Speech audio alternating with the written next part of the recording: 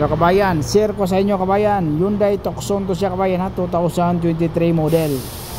Bago yung back panel niya, ito bago na to siya, pati itong ilaw na to LED to siya, hybrid to siya kabayan ha, electric, pwede si electric, pwede din sa gasolina. Ito bago ito kabayan, mahal pala to siya kabayan no?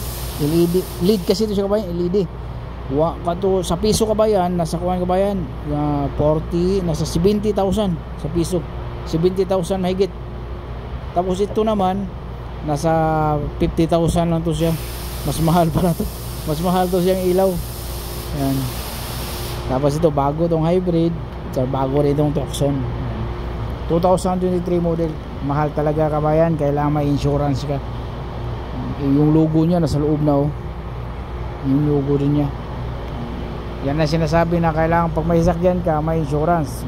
Yung may-ari, hayaan mo na yung may-ari walang insurance, basta yung kotse mo, kasi kadalasan aksidente talaga eh. Ano, bayad na insurance yan, insurance ang bahala.